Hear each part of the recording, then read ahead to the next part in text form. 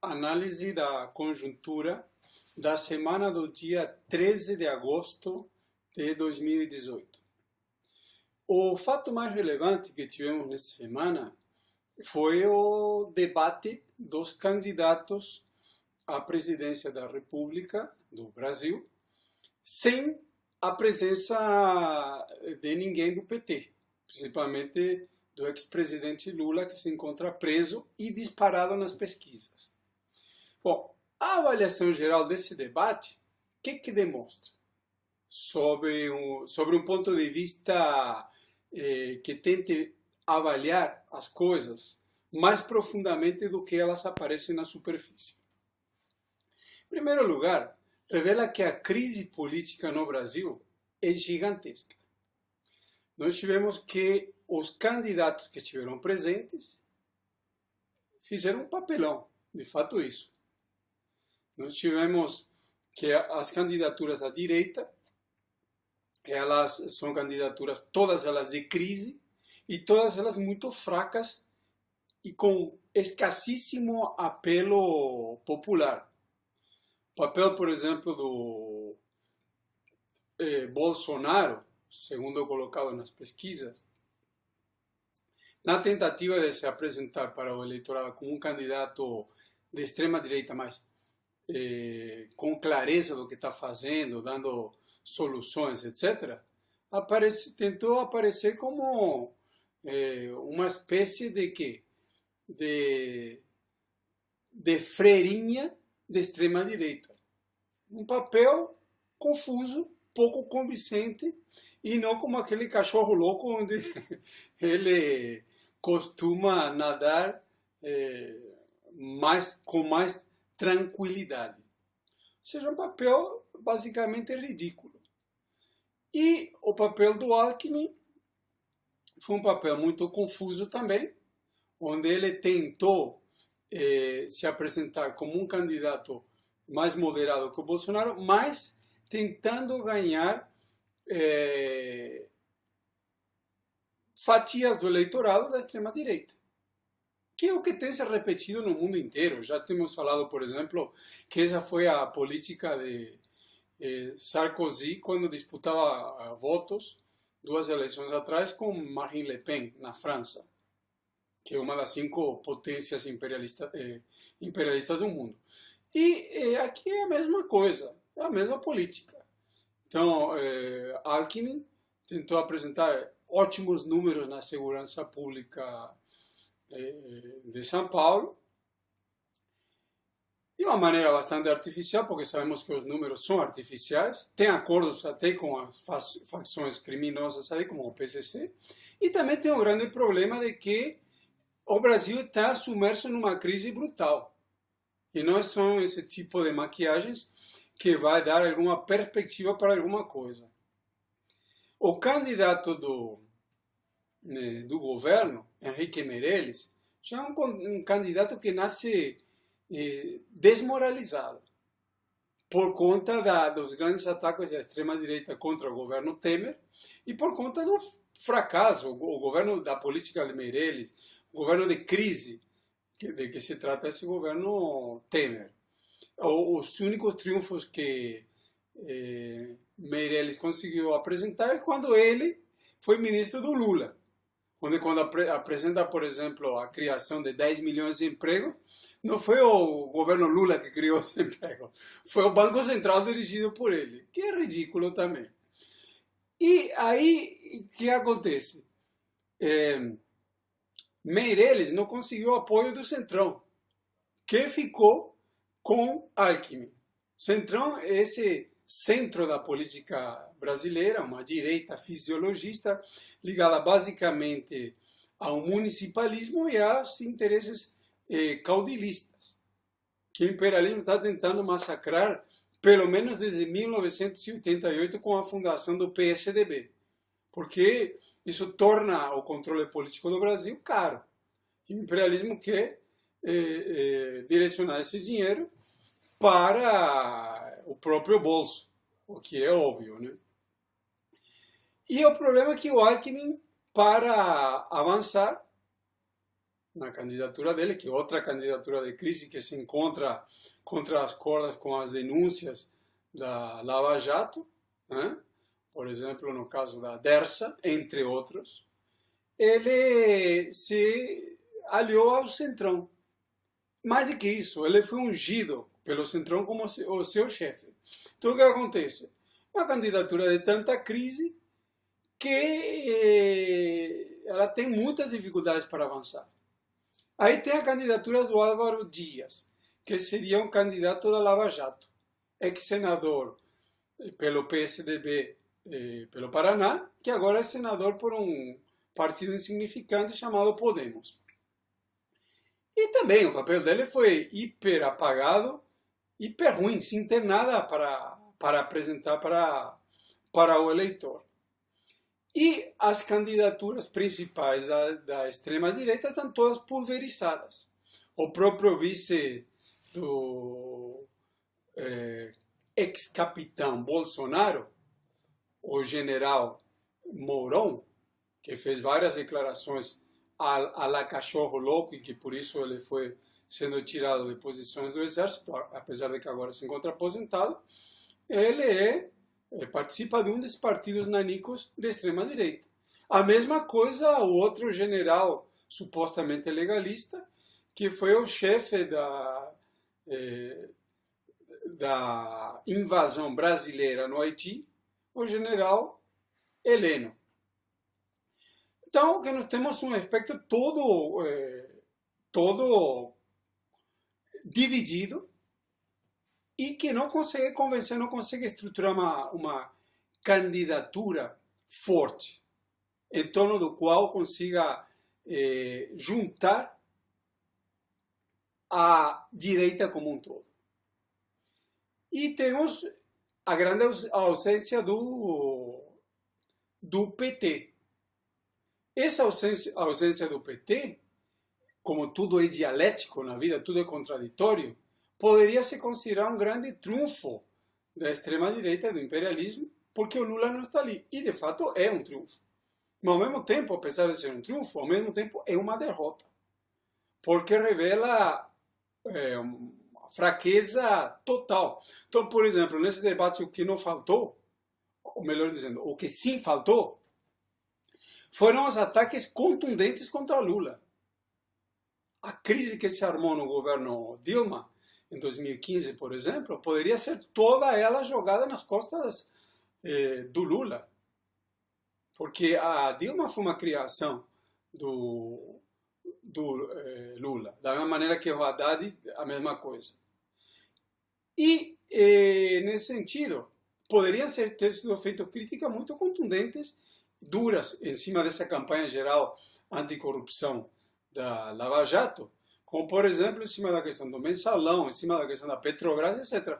E Lula, dessa maneira, ele perdeu a oportunidade de se apresentar ao eleitor, mas ele aparece como vítima na cadeia, ele aparece sem ser atacado diretamente, porque tenta ignorá-lo, apesar de que ele está disparado na frente das pesquisas eleitorais, principalmente no Nordeste. Tem estados como Alagoas, onde está aliado a elementos clássicos do Centrão, como Renan Calheiros, onde está com quase 60% nas intenções de voto e na cadeia. Então, ele acaba sendo meio que blindado. E nesse sentido, existe a possibilidade super engraçada de que o PT, em cima dessas armações todas que ele tem feito, ele vai para o segundo turno. E pior ainda, com Alckmin. Essa possibilidade não está descartada. O que seria um segundo turno de altíssima crise. Por quê? Porque o que está colocado no Brasil é aplicar um grande ataque contra os trabalhadores. Esse é o ponto central que a maioria dos analistas, e da esquerda, nem falar, nem sequer abordam. Esse aqui é o ponto. O Brasil tem dono, é o imperialismo, que agora está tentando apertar ainda mais por conta da crise mundial.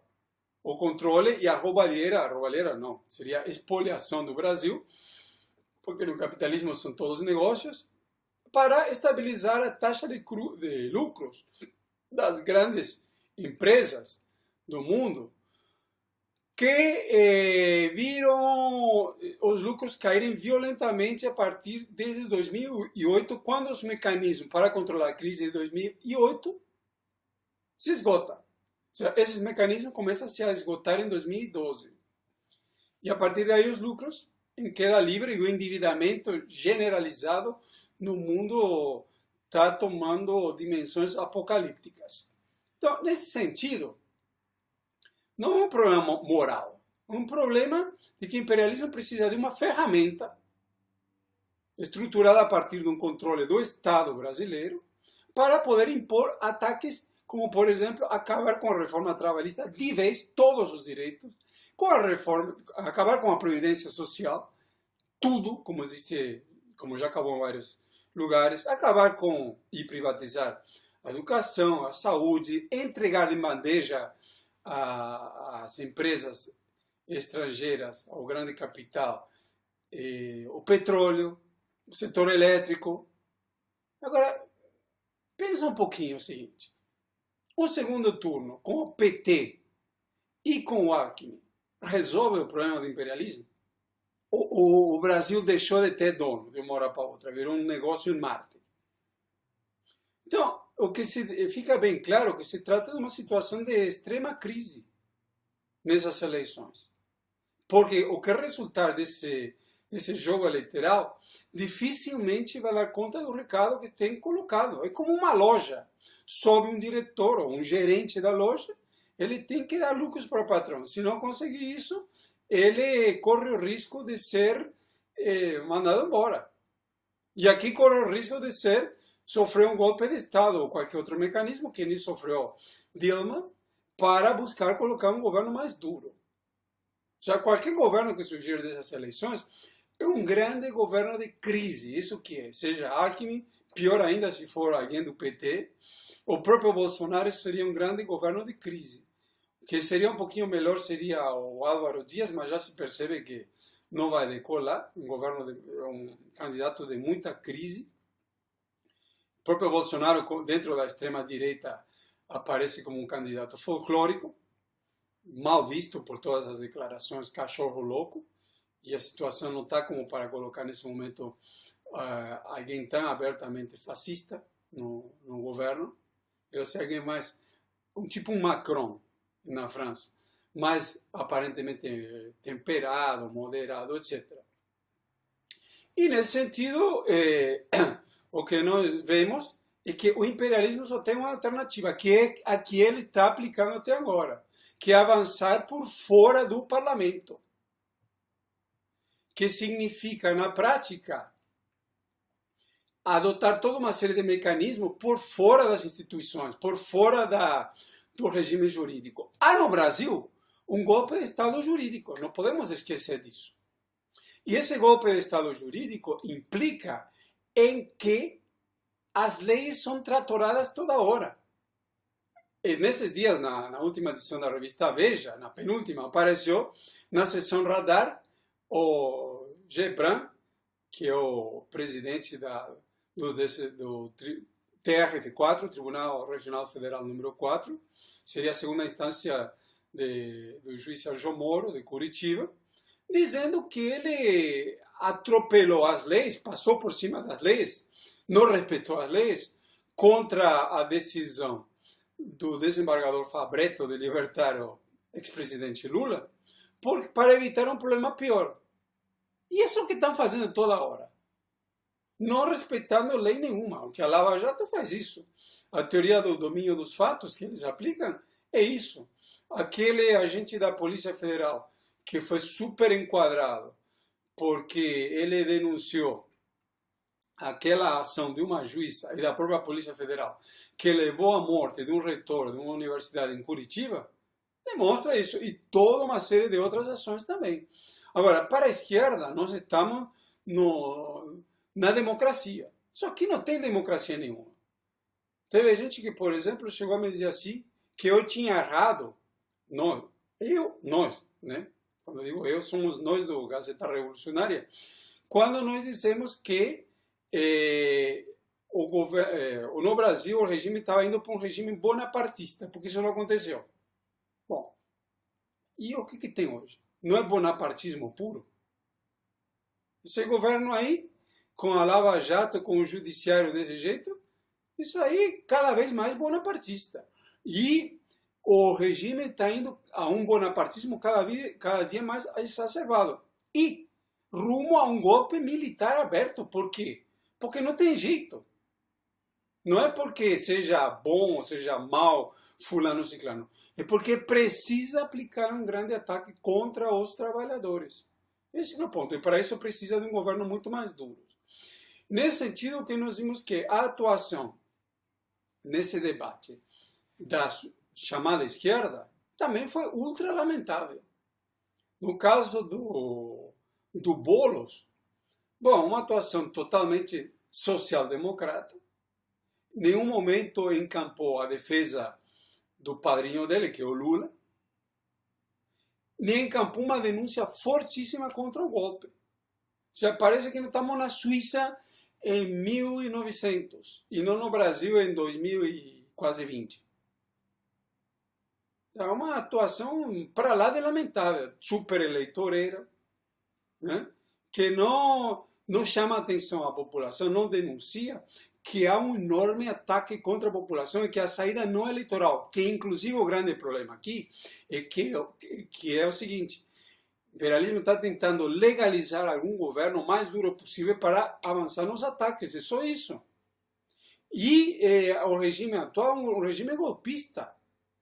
O PT, no mínimo, se fosse um partido mais ou menos coerente, deveria lutar não para salvar os carguinhos, não para eleger tal ou qual deputado, não para fazer proposta de governo como se estivesse na Suíça em 1900, senão para denunciar o golpe que ele levou. E lutar pela retomada do governo de Dilma, ou, no mínimo, boicotar essas eleições. Porque Lula está preso sem provas. Porque as provas que foram apresentadas de que ele supostamente seria o dono do apartamento do Guarujá são ridículas. Ele não tem escritura, ele não tem compromisso de compra-venda, ele não tem nada. Onde você viu isso? Somente no Brasil em 2018, ou sei lá, no Haiti, talvez. Está sobre ocupação. Então é um negócio grotesco. O papel de Ciro Gomes foi um papel super isolado, ele já foi jogado a escanteio, tanto pela direita, porque a burguesia não confia tanto nele assim no momento, porque precisa de um candidato mais direitista ainda, quanto pelo PT, com essas manobras que fez com o PSB. Então agora se trata de um candidato isolado. A Marina Silva é uma candidata que tenta gerenciar o chiqueiro sem entrar no chiqueiro, fazendo um papel de segunda voz, como já fez nas últimas eleições, para tentar salvar o PSDB de não ir para o segundo turno. E o grande destaque, como a farsa, a tragédia desse debate que revela o tom, foi a participação desse cabo Daciolo, ex-membro do PSOL, que agora rapidamente evoluiu para a extrema-direita, que aparece como uma espécie de tiririca. Então, o resumo que nós temos aí são umas eleições que são uma farsa, que tem objetivo principal no centro, legalizar um regime golpista para avançar no golpe. Por esse motivo, nós denunciamos essas eleições, denunciamos a política de Frente Popular, de conciliação de classes do PT, do PSOL e do restante da esquerda que tem essa mesma política, e conclamamos o voto nulo com a denúncia ao golpe desde o primeiro turno. Qualquer participação nessa eleição tem que ser para denunciar o golpe desde o início, não para eleger deputados, não para gerenciar absolutamente nada, sino para boicotar. O que está colocado para o próximo período é o avanço da crise capitalista no mundo.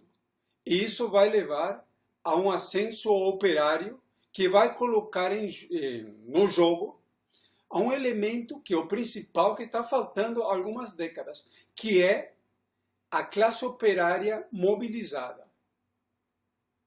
Isso abriria uma situação pré-revolucionária em vários países do mundo e a situação mudaria totalmente de figura.